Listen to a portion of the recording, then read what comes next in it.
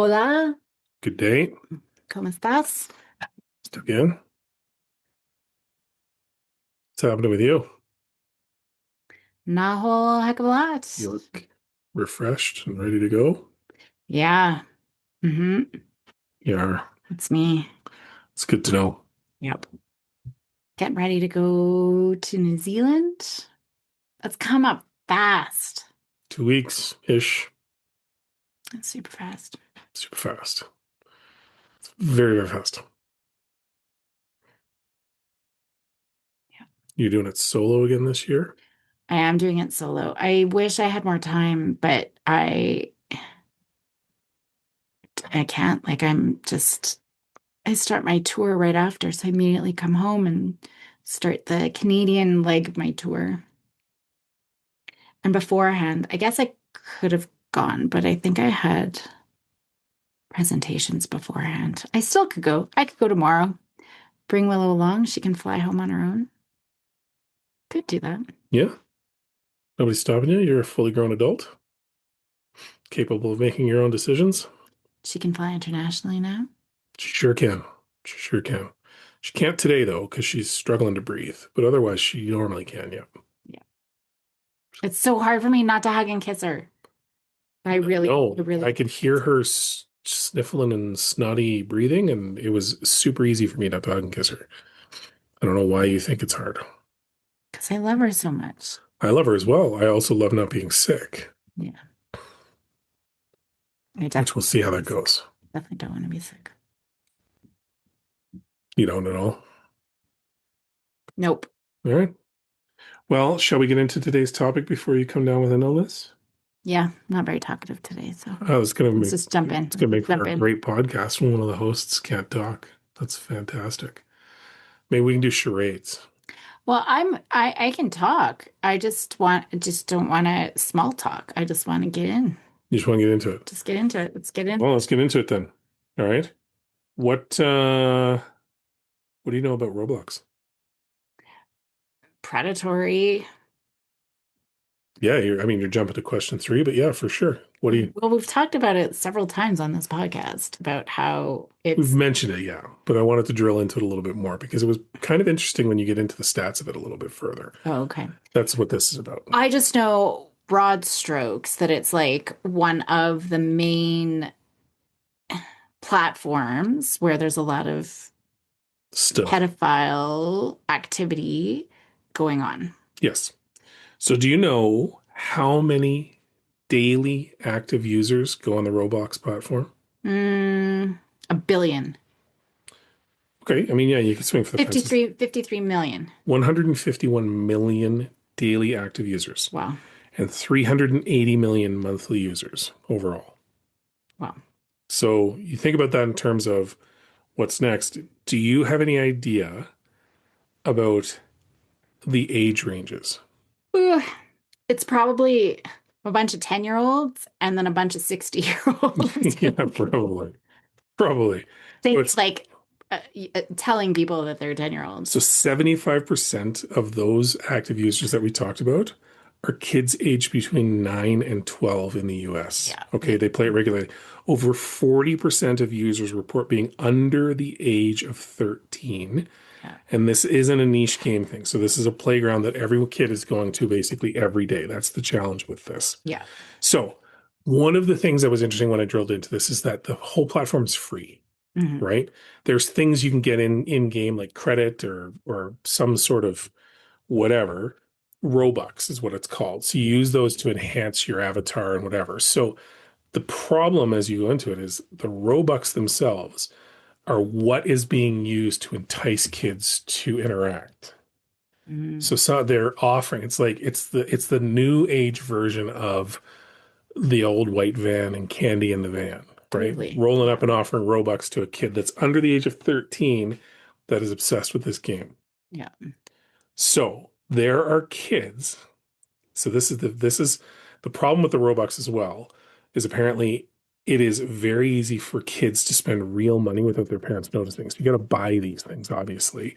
So kids have been known to run up bills of hundreds or thousands of dollars as they're getting scammed out of this on a daily basis. And I've had that actually where it was hundreds and hundreds of dollars where the kid was using it and they're like, oh, like had no idea because they didn't have a good grasp of money concepts anyways. And hey, I know I've done this. I used to on Duolingo where I'm like, oh my gosh, like I gotta whatever. And then like it's like $15 in just one drop. I could be like, yeah, I want more gems or whatever. Yeah. I've stopped doing any of that, but it's easy. I could see kids, yep, yep, yep, yep, yep, and then it's like, oh my gosh, I've got unlimited whatever for the day. And And that's exactly it, right? And so you get these people, oops, what's sorry. happening is people are going in there and they're getting these kids into a position where they're spending money or they're whatever, and then putting them in a position where they then have something to hold over them. So out of that, there have been 30 people that have known people. So this is just a portion of it that have been arrested for abducting or sexually abusing children they've groomed on Roblox. Yeah. 6 arrests in 2025 alone. So these are documented cases of extremist groups using the platform to radicalize teens. So you think of all the stuff we've talked about in social media. And the reason why I'm saying this more is just it's not a question and answer, is this ties together all the stuff we've talked about with social media and puts it onto a single platform that is just awful in the sense that there's scammers on there, there's predators on there, there's bullying on there. All the things that you're trying to make sure that your kid isn't exposed to, they can now find on a single platform according to these stats. And so what exactly do you know? Like, do they talk about how this is happening? I heard something about, yeah, blackmailing kids, and I'll talk about that in a second, but do you know how they're grooming them or getting to meet them in the first place or Well, I think it's probably, I mean, it's what it is from what I can read, and again, this is what I'm finding on the internet, so it's not like I've ever logged in here, but from what I can see is that they're searching for kids that are playing alone and who look to be younger and who seem kind of on their own, like kind of isolated from groups. So there's an open chat system which has historically allowed any adult to message any child who had their chat enabled. So if the kid didn't have it turned off or the parents didn't turn it off, and I don't know if this is currently the case. This is what I've just been told is that they're reaching out and they're initiating these chats similar to the old messaging services like ICQ and anything like that. It's the same kind of and problem, that's right? why I recommend to parents if they're going to play these games, zero chat. Like they play alone by themselves. Yeah. Yeah. So a lot of and I mean, obviously it's going to vary on situation, but a lot of times the consistent factor is they initiate chat and then they start building, like they start helping the kids with the game, right? So they gift them Robux so they can make their avatar better or whatever. They compliment them on their avatar, their gameplay. They kind of continue to interact with them in a way that's for these kids that are younger and or isolated, feeds that need, right? Yeah. And fills it in Dating, 100%. belonging, connection. Yeah. And so the kid, like any other situation like this, thinks that they've made a new friend, and this friend is just generous and kind, and nothing happens. And then at some point, like any of these platforms, the conversation has to be moved off platform, right? And that's where the real challenge begins because once it's in the real world, it's what do you do about it, right? So a lot of times there are other platforms that they're moved to. And again, this isn't for every case. This is just examples that have been put out there. Like move to a Discord server or start communicating on Snapchat or start layering in other ways of communicating outside of the platform to kind of reinforce that relationship and continue it. And this is also, there's very little moderation or supervision on those other platforms. So whatever's built into Roblox is then removed when you take them to a one-to-one system or a system that doesn't have those same oversight, right? Right. And that's where I think parents need to really be paying attention as to, who are kids communicating with? How are they communicating with them? How frequently are they communicating with them? And they don't know that if it's another 10-year-old boy or a 30-year-old man, like they Yeah, just don't know. And that's a big thing. Like oftentimes they will just say they're another, 100%. 10-year-old boy. One thing I can't remember, I don't think it was Roblox, but it was some platform where older teens, well, I don't even know the age, but the stories that I've heard of older teens where they think it's a girl because it's the boys that they're targeting specifically and it's a girl and now they have this sort of online relationship And then like it just builds and builds and builds until, the adult is sending a picture, like a nude picture. It's just a stock picture. It's not Mhm. actually of themselves because it's usually like They're getting catfished. Yeah, they're getting they're catfished. totally being catfished. And so it's a nude picture and they're saying, "Oh, you send me one." Yeah. And then they send them one and now they're okay, I've got your contact information, I've got your social media profile. I'm going to share it with your coach and your parents because Exactly. they've gotten all of this information from this kid. I'm going to send it to everybody and you got to do whatever, Yeah. right? And so oftentimes it's money, like tens of thousands or just ridiculous amounts of money, but it could be anything, right? To get this. And to the point of some kids are attempting suicide because they don't see any other way out, right? And Well, so and like that's the shame that builds up with it, right? yeah. Because once it moves to that point, and this isn't anything new, and this isn't anything unique to Roblox. It's just Roblox is the bigger platform right now.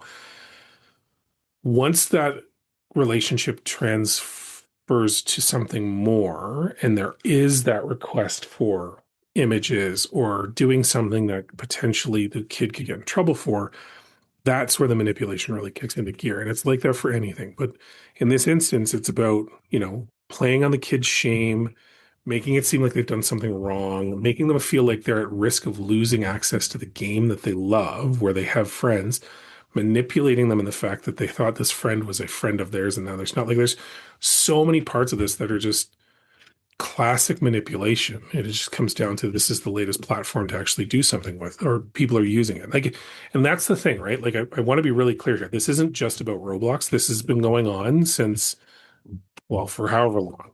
And it becomes really important for parents to continue to stay vigilant and kind of keep an eye on what's happening and and watch for the signs that something is going on, right? So one of the things we already talked on is disable chat. Yeah. Just there's no reason to Yeah. have it, right? Yeah. Let them go play the game, do whatever, but keep an eye on it. If you see kids switching screens or closing their device really quickly when you come into the room or when something changes, that's a pretty classic example of they're doing something they shouldn't be doing. Well, I would say no devices behind closed doors. Yeah, So it's got to be out in the open, like at the kitchen table where everybody can see. No headphones. yeah, That's another thing, right? No headphones. We need to be able to hear whatever sound. It might be annoying for everybody else, but these are the things that we mitigate, yeah, right? We're either going to take it away completely or we can set up these sort of safety guidelines, right? yeah.